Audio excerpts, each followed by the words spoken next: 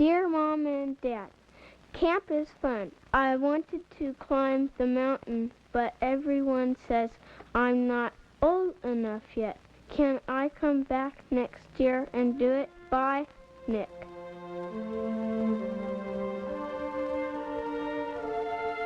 Mount St. Helens, a 9,677-foot sleeping volcano nestled in the wild abundance of the Gifford-Pinchot National Forest in southwest Washington.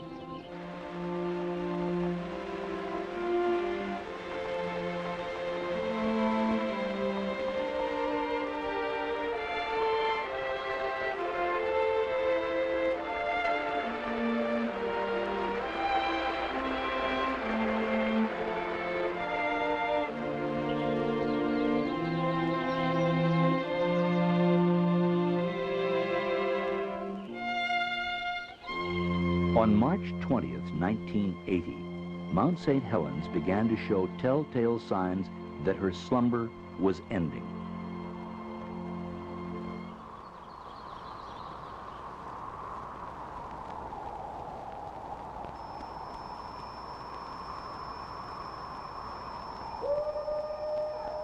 After the last great ice age had retreated northward, the Cascades were already well established, running from northern California through Oregon, Washington, and into Canada. But there was one peak amongst them that was not so well established. Compared to the rest, she was a teenage mountain, and like most teens, had growing pains. St. Helens is known to have erupted numerous times in the past. In the early and mid-1800s, she erupted again. It's small wonder local Native Americans in a variety of tribal languages called this peak basically the same thing, Fire Mountain. The view from the summit of Mount St. Helens was breathtaking. Below lay Spirit Lake. In the distance, an older peak, Mount Rainier. The lake was a haven for recreational activities and youth camps, the YMCA's Camp Meehan being the first. Thousands of youngsters flocked to the lake over the years, learning how to row a boat even when the oarlocks wouldn't stay put, sailing a wind that seemed to rise from the blue-green depths of the lake itself, always discovering new friends, the diamond-encrusted night skies, and how to cook an egg on a stick.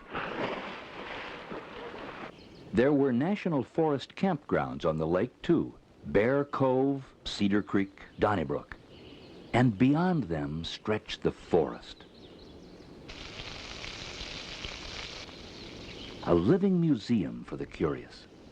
A place as close to heaven as one could get.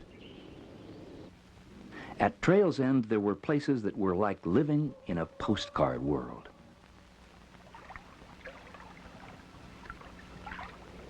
In the winter of 1979, changes were taking place deep beneath the mountain's serene exterior. On March 20th, 1980, a moderate earthquake beneath the mountain registered 4.1 on the Richter scale and was the first sign of an eruptive phase. Swarms of quakes followed until March 27th. We are directly over Mount St. Helens right now, and there is no question at all that the volcanic activity has begun. You can see smoke and ash pouring from the top of the mountain, especially on the north side of the mountain. A concern for public safety prompted the closure of the Gifford-Pinchot National Forest. What scientists had anticipated, the eruption of Mount St. Helens before the end of this century, had begun. The mountain had a newly opened crater, measuring about 250 feet in diameter. The earthquakes continued. Forest Service and cooperating scientists went right to work. 845. Ringing the mountain with an array of gadgets, hoping to document even the slightest twinge. The Forest Service ordered immediate evacuation of its own nearby ranger stations, such as this one on Pine Creek on the southeastern flank of the mountain. They also strongly urged others having homes, lodges, or camps near the mountain to do the same. On the morning of March 29th, a second crater was observed, which had opened during the night. The new crater measured 75 feet wide and 30 to 60 feet deep.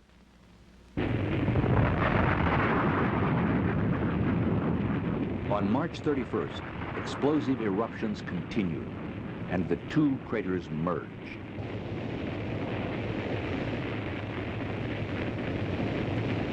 For the next several days, the mountain continued to spew ash and steam. Then, eruptive activity decreased. However, a bulge noticed earlier on the north-northeast flank of the mountain near Goat Rocks was found to be moving north-northwest at about 5 feet a day. Scientist David Johnston expressed the opinions of the U.S. Geological Survey. They would later prove incredibly accurate. In the initial phases, we'd see probably very large eruptions that would extend high into the air. This would spread ash over large areas in western Washington, maybe possibly in an extreme case even farther east. In the near flanks of the volcano, there would be more damage done by possibly hot avalanches, pyroclastic flows.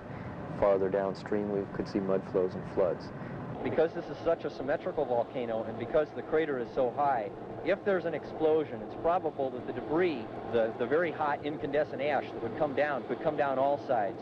But right now, there's a very great hazard due to the fact that the glacier is breaking up on this side of the volcano, on the north side, and that could produce a very large avalanche hazard. In the meantime, the chief of the Forest Service declared part of the land around the mountain a geological area to help protect the unique features. The Forest Service and the U.S. Geological Survey were taking the mountains seriously, as did the Spirit Lake Youth Camp operators, who coordinated their efforts and, along with a donated helicopter and a large refuse bin, began hauling out.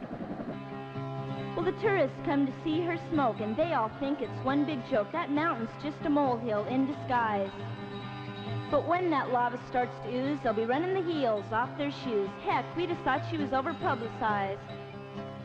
But the effects of Johnston's words were lost on most people, who were more interested in Mount St. Helens as just another roadside attraction. It's gonna rock, it's gonna roll, it's gonna leave a nasty hole. It'll be too late to find a place too high. As far as we know, it's just a joke. Well, not really a joke, I guess, but it could last 100 years.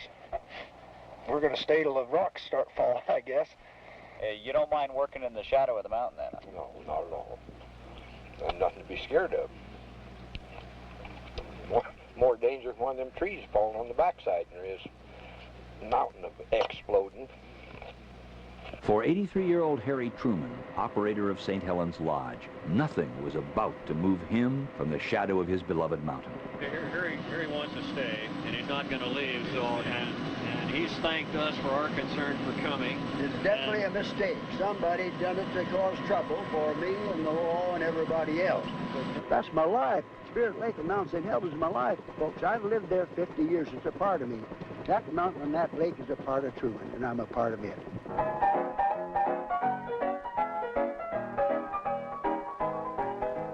The pressure was building, but Harry wouldn't budge.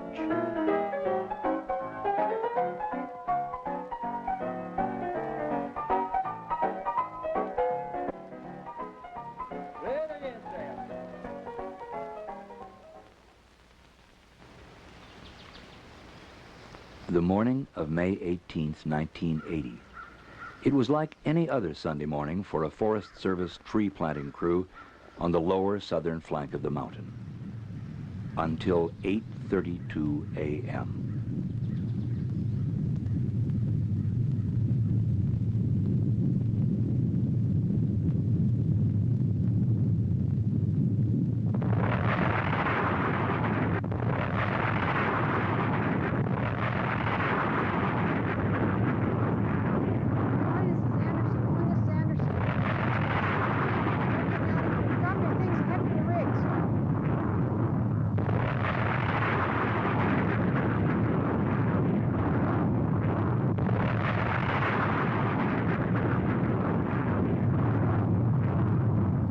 It seemed to happen in an instant. A cubic mile, tons of ash, rock, and ice were rocketed into the stratosphere. The cloud reached nearly 14 miles into the sky. the view was spectacular, but the wind was blowing in a northeasterly direction, and from that point of view, the clouds seemed like the end of the world. The skies grew dark, and at noon it was pitch black in most of eastern Washington. Everyone to not panic. If you want to start getting out some water supplies now to Life in the ash storm came to a gritty halt. Assuming the road is closed from here any further east. Okay. This is as far east as you can go. Those who could move, however, moved quickly. The 304th Aerospace Rescue and Recovery Squadron from the Portland Air Base was called in to find geologist David Johnston, who was manning a scientific lookout above Coldwater Creek, 6 miles northwest of the mountain. He was never found. Nothing matches the map. Where's Spirit Lake? Is that it over there? I can't believe I've camped up in this area. Doesn't look like any place I've ever been before. As most of you already know, we had a major eruption occurring at 8:32 approximately this morning on Mount St. Helens. The first report that we actually got about the eruption was from Forest Service personnel that were administering a tree planting contract, and they reported over the radio to us that an eruption was occurring, and it seemed to be about 100 times greater than one that we've ever had in the past. It does appear that the northwest flank of the mountain seems to be gone. They have indicated that there have been some mud flows that have come down the southeast flank of the mountain. Emergency procedures have been put into effect.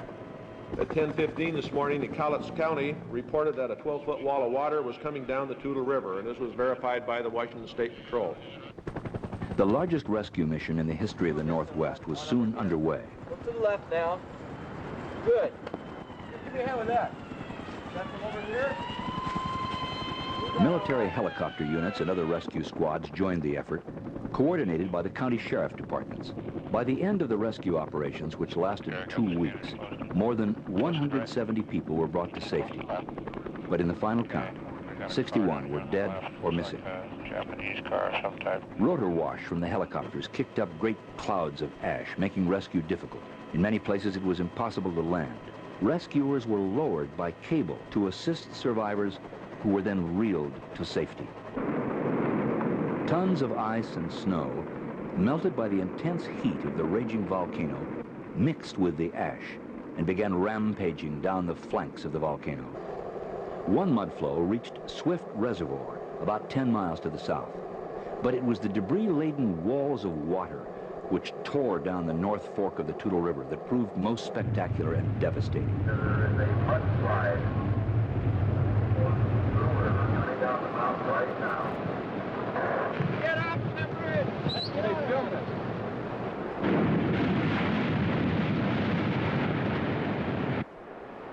After wiping out an entire logging camp, the deluge raged on. In a matter of hours, this river of destruction surged under the Toutle River Bridge on Interstate 5, closing the main arterial between Portland and Seattle. Entire forests and logs, hundreds of years old, roared past stunned onlookers. From the Toutle to the Cowlitz to the Columbia River, first attempts at clearing the debris became exercises in futility. For the first time in decades, the lower Columbia River was closed to freighter traffic.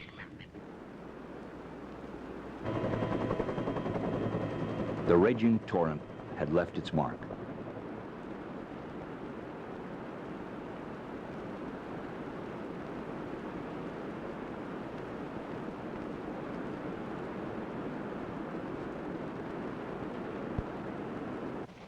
In a matter of hours, the winds carried the growing ash plume over Idaho and Montana.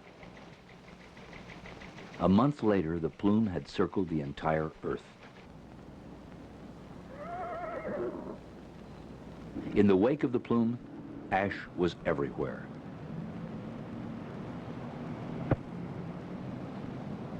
In some places, the price of a surgical mask quadrupled. Ash doesn't melt.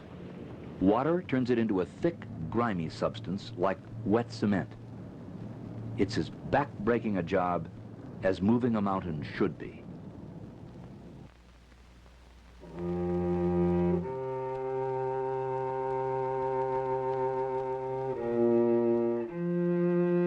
When the skies finally cleared, Gifford Pinchot National Forest personnel began the sad task of assessing the damage. acres upon acres of prime timber flattened. Bridges, roads, campgrounds, trails, all obliterated, buried, destroyed. Spirit Lake was a steaming quagmire of debris. The entire north flank of the mountain was gone, and that proved the key to understanding exactly what had occurred on the morning of May 18th. The initial event was a major earthquake. A devastating lateral explosion followed, destroying nearly every living thing in its path, including Harry Truman. The initial force of the eruption had been across the land instead of blasting skyward. Now, the mountain, which lost most of its summit, is topped by a gaping horseshoe-shaped crater nearly 2 miles long and 1 mile wide.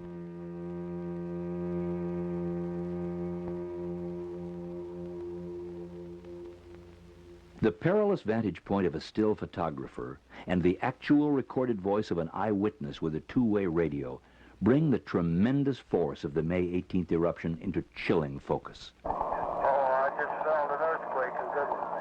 Oh, now we've got an eruption down here. Now we got a big slide coming off. The slide is coming off of the west slope.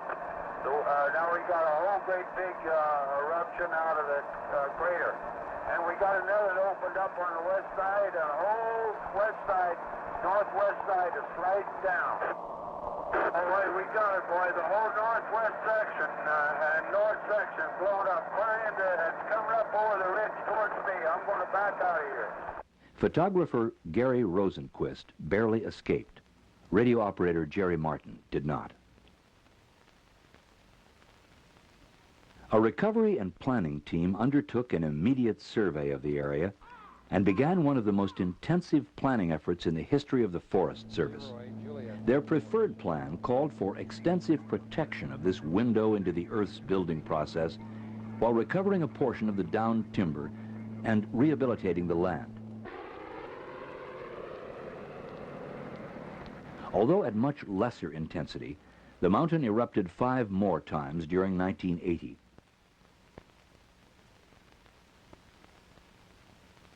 This eruption, on July 22nd, was photographed on time-lapse by amateur photographer Jerry Whitaker of Woodland, Washington.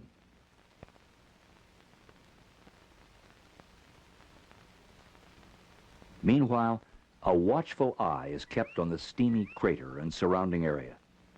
Some say the mountain shows signs of going back to sleep.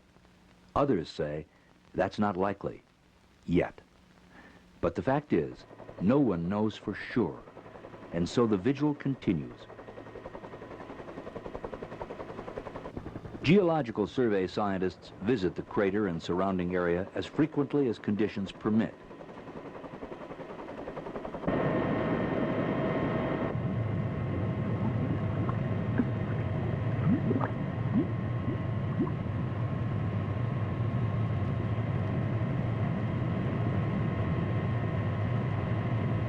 Rock samples are collected.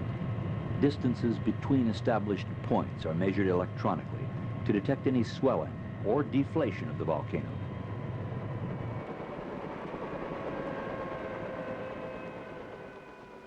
Forest Service and university scientists continue to monitor how plant and animal life are recovering.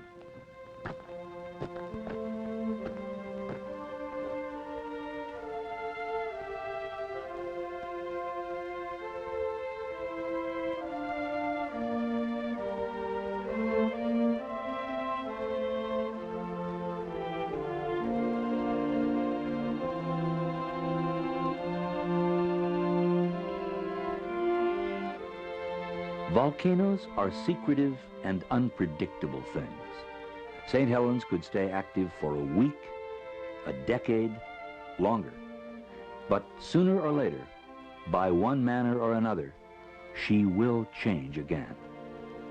That's the way it is with volcanoes. To be sure, much will happen in the meantime. Trees and huckleberries and wild animals will return to the mountain's flanks. Spirit Lake will become clear and blue-green again.